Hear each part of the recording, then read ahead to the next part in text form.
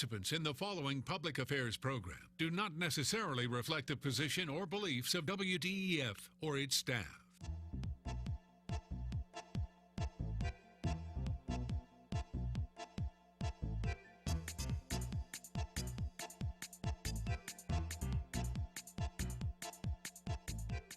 This is Point of View, celebrating a world record-breaking 62 years of quality public affairs programs from the studios of WDEF News 12, Chattanooga. Welcome to Point of View. I'm Donna Christian Lowe. Today we have Josh May with the Chattanooga Police Department. We're talking about the recruitment of gang members right here in Chattanooga. Do you know where they're recruiting gangs? We're about to find out. Welcome, Josh. Thank you for coming to the show today. Thanks for having me. Well, we are here to talk about your point of view. Pretty big topic, but let's start off with who you are and tell the viewers what's your role with the Chattanooga Police Department. Yes, Josh May. I'm a sergeant with the Chattanooga Police Department. I'm currently the Focused Deterrence Coordinator. I deal with gang members, prevention and enforcement, as well as intelligence and pretty much anything else they need going on within the departments. So your role, I'm going to kind of bring that down. You're over the VRI, am I correct? That's correct. Okay, so that's a pretty big task, right? It is very large, yes. So we'll talk about that a little bit in a minute, but when we talk about the recruitment of gang members, young people, children and teens, we've done some research, and I'm going to jump out with this one. Okay. We heard that they are recruiting talent in the public library. Is that true? Yeah, what you have to realize is any place there's a prime location for youth that it could benefit the organizations, gangs view themselves as organizations, they're going to tap into that. So when you have a gathering of kids at the library, it's fertile ground. It's kind of open, right? It is. You got, not all kids go there to read. Not all kids go there to play on the internet. And, some kids it's an escape, and they fill these voids. These gangs fill voids for kids, and if there's a void to fill, those kids will find it. So when we talk about recruiting, we did our research, and this was pretty dear to me. So we were seeing that they are recruiting them on the playground. They are not coming on the playground, but they have their team members who are their peers. So let's talk about that. I want the viewers and the parents and the citizens to know, what do I need to look for? How do I know they're recruiting my kid? You need to look for changes in attitude, signs and symbols that are easily, you can look up on the internet now. What 5-10 years ago you needed to know specifically, but now you can do quick Google searches for them. Like I said, changes in attitude, new friends that come around, new clothing, things that they weren't being purchased, by the parents or guardians or whatnot. Just things that seem abnormal. It's a fine line between adolescents growing up and attitude changes and shifting towards gang membership. So what about the children who are recruited and say no? Again, in the research it says you really can't say no. How do we equip a child? First of all, a child has never said, hey, no, Mr. Gang Member. Yeah. So how do we teach them to do something they've never done? You need to just instill in them the trust of adults, school officials, teachers, other peers that might not be involved in that activity, and have open lines of communication with your kids or your grandkids or whomever is in the situation, giving them a good base, good foundation to say no and to figure out why those kids are coming after them, and that's key. So playgrounds, the library, where are the other places that the teens and the youth are being recruited? I would say the number one place is probably the internet. With the advent of social media here the last 5 to 10 years, we've seen everything just explode. The ways to get initiated, the ways to identify yourself has blown up, literally, and we see lots and lots of membership that comes from social media and monitoring your kids' Facebook accounts. All of them, because what happens is this, they'll have 2 or 3 different Facebook, Instagram accounts. I've learned that through the research, yes. Yes, and parents ask me all the time, well, how do I do that? Well, you turn off the Wi-Fi. I mean, that's probably the number one way to do it. It's pretty extreme because now we can't exist without it, but I think that's correct. Well, as soon as you realize that the phones that these kids have aren't phones, they're computers in their pockets, and they have access to information that we would have loved to have had 15, 20 years ago, and they're maximizing it, and all of it's not on the up and up. So, giving these kids an option to not put themselves in those positions is definitely key. So when you think about the actual recruiting, who they're looking for, let's go there. It's not always the kid that looks poor. No. I learned that it's not the kid. I thought, well, if a kid's got great shoes and looks great, he's not going to be approached or recruited, but that's not true. They look for it's just like any other organization. They're going to look to what's going to benefit them in the long run. If you have someone who's making good grades, it's going to fly under the radar that, the SROs at school or the police might not, would traditionally fit that mold, if you will, then they're going to look at that guy too, or that girl too, and that's another thing, it's men and women. So you and I were at an event a few weeks ago with the Public Safety Coalition. Something interesting I heard that day is that you're really never out of gang. So these individuals who are teaching, partnering with you in the city, are they really ever out of the gang? There's a fine line between being out of the gang and being involved in gang activities. What we find is that a lot of individuals, they're going to keep their friends and essentially their family they come up with. Being completely out of the activities is what we want. We don't want you involved in any kind of violence and stuff like that. We don't ask you to neglect your friends. We don't want you to neglect the people that you came up with. We want you to understand, what lawful activities are, and we want that on that team. It's extremely important when dealing with utilizing former gang members for their positive attributes, to show that, yes, you can come up in this environment, but you can also be a positive role model and show, hey, look, there's a way to be a positive influence in the community. And that's what we really gear in on, because the connections that are made from those former members to the kids who are actually involved is key. You mentioned something that pro-gang and out of the gang, we talked in our research. Kind of explain that to me. Yeah, well, we talked about the benefits, myself and an individual with the group that we work with. When we give our presentations, I'll explain that I'm anti-gang and explain the reasons why, from law enforcement standpoint, from seeing this. When you have someone who's in the gang, who's come up and has learned discipline, has learned some of the attributes that have made them to whom they are today, he'll tell you, look, I'm pro some of the benefits of what's in the gang. So it's just different ways of coming up and growing up. Got it. So when you talk about the VRI, now also we heard information that day that there's some numbers and stats that I wasn't aware of. So 2015 compared to 2016, where are we? As far as our violent crime's down 10%. So, down 10% down from 2015. 2015. Okay. Our property crimes are down 27%. Okay. So, and that is. And our violent crimes? Violent crimes, it is 10%. 10%, okay. Yes. So, and that is, what we've done is essentially the VRI and the focused deterrence portion that I handle is we learned that a small percentage of individuals are responsible for a vast majority of the crime. So what we do is we own in on those minute amount of individuals and try to get them off the streets or get them to quit doing what they're doing one way or the other, offering them services, getting them to be on the up and up and benefiting the neighborhood as a whole. So as we wrap our segment up, people may want to talk with you and ask you, hey, what is the VRI? What is the VRI? I know what it is, but let's share with the viewers. Yeah, the Violence Reduction Initiative is a strategy that was implemented from New York, and it's based on from David Kennedy's ceasefire. It's essentially, like I said, focused deterrence, where you're looking at a small amount of individuals responsible for a large amount of crime. You want to deter those individuals by either getting them help or getting them out of the way, whether it's incarceration or whatever, if they're breaking the law. So Josh, time is up. I'm so sorry. We could talk about this forever. Josh May, if someone wants to contact you, what's the number, the CPD? 698-2525. All right. Well, we will talk again later about the VRI. Stay tuned. Next is Nikki Nicholson talking to us about youth rehabilitation on Point of View. Eric Avanier covering the stories that affect your city. New law will impact thousands. Stories that affect your neighborhood. Protesters gathered last night. Stories that impact you. The gunshot victims just arrived at the hospital. Eric Avanier and News 12 now, anytime, anywhere.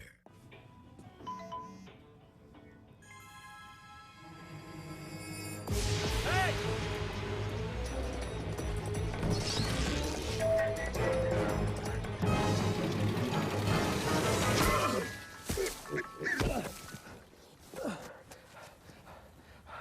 So, same time next week? Well, of course. Put away a few bucks, feel like $1 million. For free tips to help you save, go to Feed the Pig. Join us for Point of View, weekends on News 12 now. So I've come up with a family emergency plan. Great. What is it? It's difficult to talk about, so I'm not telling you. How will we know what to do? You won't. I'm so glad I won't have to remember anything. And me too. Thanks for this, sweetie.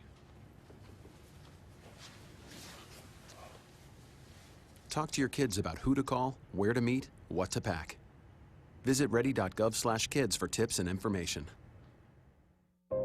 Here's to the things that can keep us safe. And now, those that we carry with us everywhere will bring us wireless emergency alerts. With the unique sound and vibration, you'll be in the know, wherever you are. Todd's a great guy. I mean, look at him. What a sweetheart. Attaboy. Wait, Todd, what are you doing? How totally selfish and un-Todd-like of you. Come on, Todd. Come on, man. My name is Nikki Nicholson, and thank you for joining me on Point of View. Gang violence and youth rehabilitation is a subject that needs to be more than just discussed in the city of Chattanooga. Joining us today is my special guest, LaQuisha Ewing, who will be giving us insight on this subject matter and giving us steps on how we can actually rehabilitate our youth. Thank you for joining us today. Thank you for having me. Awesome. Well, LaQuisha, let's go ahead and talk about your business, the Black Wall Street Tour program, the Black Wall Street Tour program. Yeah, so Black Wall Street Tour is a program that I co-own with my partner, David Shands, who's based out of Atlanta. He's the owner of Sleep is for Suckers, which is an entrepreneurial clothing line. It's all about empowerment. I was trying so hard to get his new piece because it fits so closely to this segment today. But one of his new pieces is called Weapons of Mass Destruction. And it has a gun on top of a book, but every bullet is labeled wisdom. And it says, you know, that life and death is in the power of the words you speak. Yes. And so that's really what happened with David and I. We ran into each other in Atlanta. We had a lot of similar goals. He had been doing some things in Atlanta. I had been doing some things here in Chattanooga and Memphis and some other places. And what we decided was, you know, what were we missing as young people? Right. And what we were missing was the tools, the toolkit of how to play the game of life. Well, speaking of the toolkit of how to play the game of life, let's just jump right into it. Okay, we see that the city of Chattanooga, we are dealing with this big issue of gang violence in our youth. You know, as young as 5 and 6 years old, you know, are being introduced to the gang life. What, in your own personal knowledge and professional knowledge, can you bring to the table to discuss, first of all, how it started and how we can actually, the steps in rehabilitating our youth? So really quickly, I worked in public education here in Chattanooga for roughly 11 to 12 years, 8 of those years at the central office. And I've seen kids from all corners of our county having to face this problem. Personally, I'm a daughter of a police officer. My dad was a police officer growing up. I grew up in the Reagan years. He played McGruff the Crime Dog at my school. So did you grow up in the city of Chattanooga? I grew up in Memphis. In Memphis. But you know, if you remember Just Say No Week, that's what my dad did. But my dad also sold drugs. He was a police officer that sold drugs on the side. So you see both sides. So I've seen both sides. So by the time I was 8, he was in prison. He got out of prison and he started doing drugs. And there was just this vicious cycle for years of in and out. And so what that did was it allowed me to see people in my own family dealing with the drug issue, with the mass incarceration issue, with bad choices, and more importantly, as we talk today, with gang issues. With gang issues. Well, what are the steps personally that you know to take when pulling the youth, especially the ones who are looking for help, who's looking to say, okay, this is not the life that I want to live? How do you take the steps to rehabilitate them, take them out of that mindset? So I think the first thing that we have to realize, and I am not, let me put a disclaimer in here, I am not a gang expert, but I do know children. Yes. And what I know is that what we're looking at with our gang problem here in Chattanooga, there was a discussion about 2005, even 2006, when we were, as a community, still a little blinded by the problem that we were having. What we're seeing with these gangs right now is kids that are stuck in arrested development. They've been underheard. They feel that they live in the most deplorable communities. They have the worst schools. They feel like they have no options. Most choices of joining a gang has everything to do with survival and nothing to do with necessarily affiliation. You don't understand, here in Chattanooga, you have kids that are getting beat up because they didn't join the gang. So if I'm joining the gang for safety, yes, then I've connected myself, because you don't know what it's like in my community. In order for me to survive here, this is how we do family. This is how we do community. And then all of the other negative ills that come along with gang violence, it ends up being, kind of invested in these youth very early on. So in your opinion, would you say that's the issue, say in the West Side? In the West Side, the percentage of children under the age of 18 are 100% living in poverty. And that along goes with the education, and their well-being. Do you say that has any significance to the gang violence in the West Side? For sure. There's no way that I could say that it doesn't. I think a lot of times we hear a lot about the actual person that is the aggressor or the gang member. And what you'll find is if you were to dissect that person, that individual, just from humanity's sake and take it all the way back, you're going to find possibly broken families. You're going to find families, family situations where there's generational poverty. How did you get to that place? How did we get there in the city of Chattanooga, where 4 generations of one family has been locked into one zip code? And in those zip codes, if I were to dissect the schools, they've been the lowest 5%. They've been, the bottom of the list. They've always been in that negative light. How do we then ask a child who grew up in that surrounding to become this wonderful citizen when the surroundings aren't breeding that type of environment? So basically what you're saying from this is these are the steps, is finding out the root of it. Finding out the root when it comes to poverty and feeding those issues, rehabilitating those issues, and that's how we can actually start bringing the children out of these situations to where they're exposed to gang violence, but we're getting ready to have to wrap up, and I wish we could dig more into this. I'd love to have you come back on the show. But really quick, if there's a youth out there who's involved in gang activity or don't want to go that route, what would you say to them? I think the first thing that I would say is there is hope. I think right now we're looking at a generation that feels that society as a whole, sometimes we as a city or community has forgotten about them.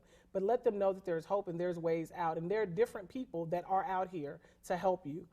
It may not be the person that you're used to seeing. It may not be the person that you've ever thought you would have a relationship with, but you have to trust and know that you're not walking this thing out by yourself, and that as a community, and then as a community, we have to step up and be truthful and say, you know what, in some places, young person, I failed you, but I'm here now to help you.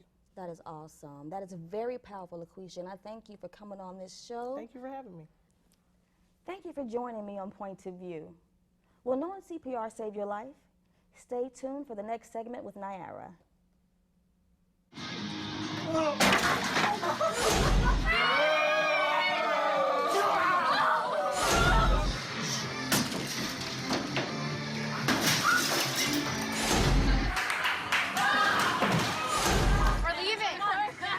Most party fouls are pretty dumb.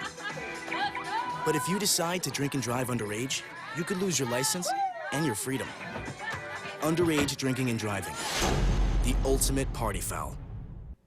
Thank you for staying tuned to Point of View. I'm Nayara Cancel. What if you don't know CPR? Can it still save your life? With me today is the local entrepreneur that took it upon herself to fix this problem. Felicia, how are you? Hello, I'm great. It's so good to see you and have you here with us today. Thank you. So you took it upon yourself to invent CPR life wraps.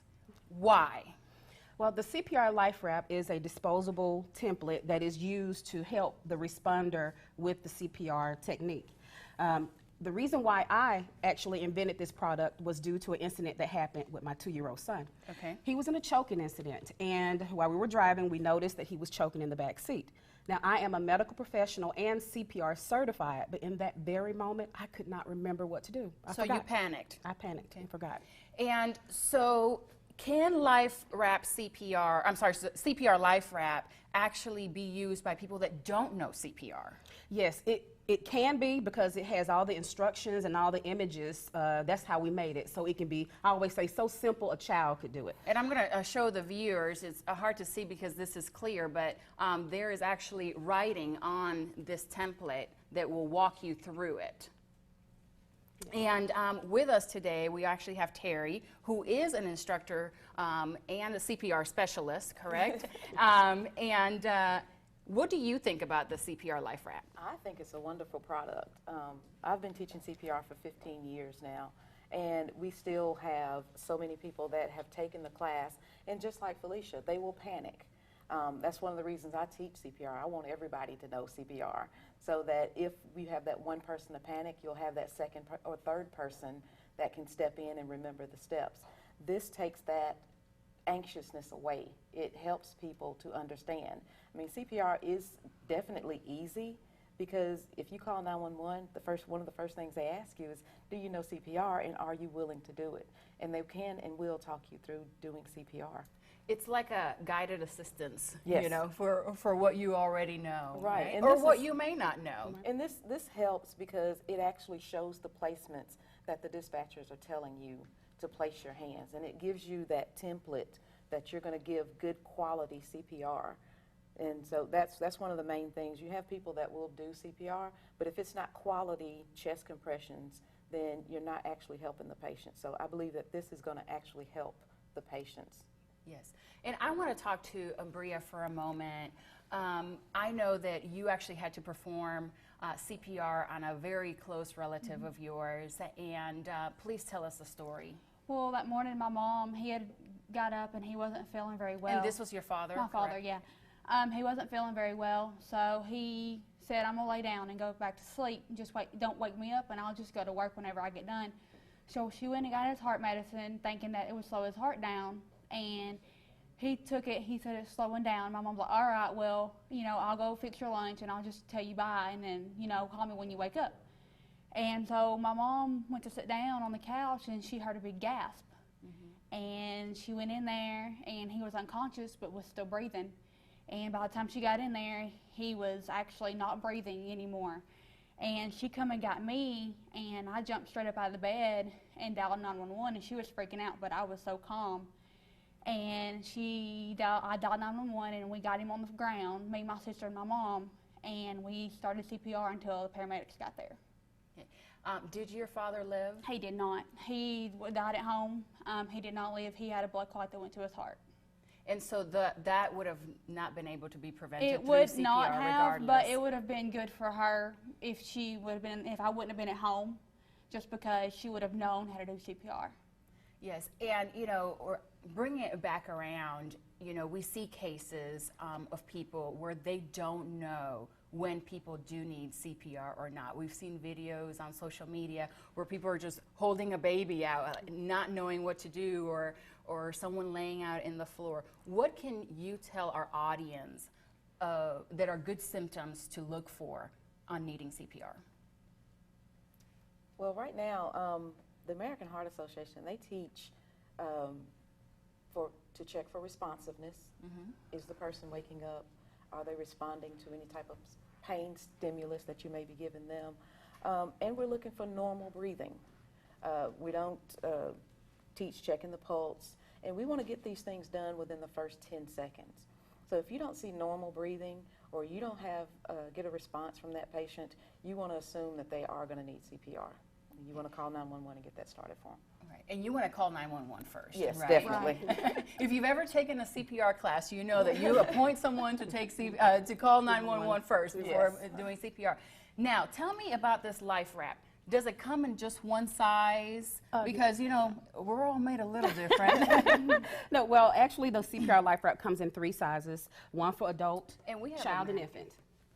Yes. It comes for adults, children, and infants. Infants. Okay. Yes. What if I'm with child? I'm not, by the way, but what if someone is with child? Right. Well, that's a whole different. I think the CPR process is different for. Actually, the CPR is the same. You would still do the CPR the exact same way, because we go for the lower half of the breastbone when we're doing the cycles. So you want to press down on the lower half of the breastbone. Felicia, you're the expert on this product that you created. Yes. So why don't you show us how it works? Well, I'm going to let Terry show you how it works. All right. Here you go. Well, actually, when you get ready to do CPR, before you would actually put this in place, you want to remove the shirt or any type of clothing that the patient would have on. Okay. You want to open it up, because you want to be able to see skin on skin when you're doing CPR. Then you would take the product and you're going to put the mouthpiece directly into the patient's mouth. It's not going to fit in my mannequin very well, but it goes directly in the patient's mouth. And it has directions on what to do and where the placement. Why the mouthpiece? A mouthpiece is necessary because extra air that may go into the patient's, that does not go into the patient's lungs, may go into the patient's stomach. So you always want to have a barrier device between you and any patient that you have. After this point, the life wrap gives you instructions. Right here it tells you call 911, check for responsiveness, no breathing, start CPR. And then below that, it gives you all the instructions that you would need to get the patient to a hard surface. You want to do 30 compressions. It gives you the depth that you need to do the compressions on it. All the instructions are here. Pinch the nose, tilt the head back. So I think it's just a great product. I'm going to show our audience what it looks like. If you can see the life wrap, when it's on the body, you can actually see the writing and you can actually see the demonstration there of where your hands should go. So the anatomy of the body there. So this is very, very impressive. Have you been able to team up with hospitals or other medical facilities or schools to start using CPR life wrap? Yes, right now what we're doing is that we are going around to these different businesses, these different schools, hospitals, just to introduce the product to them first. I can't say the names, but I am working with 2 major hospitals in Chattanooga as well as a private school system. We also have other school systems that have shown interest, so that's where we are now with that. We thank you so much, not only for being on the show, but taking it upon yourselves to save a big problem that can save many lives. Thank you so much for being here today. Please stay tuned next week when we have an amazing show. This is Nayara on Point of View. Closed captioning provided by the following. Funding for this program is brought to you by Barnett & Company, specializing in tax-efficient strategies for the preservation and distribution of family wealth, offering continuous investment management with a focus on long-term strategies. Areas of service include investment, estate, education, and retirement planning. Barnett & Company, the power of compound returns over time. More information can be found on the web at barnettandcompany.com.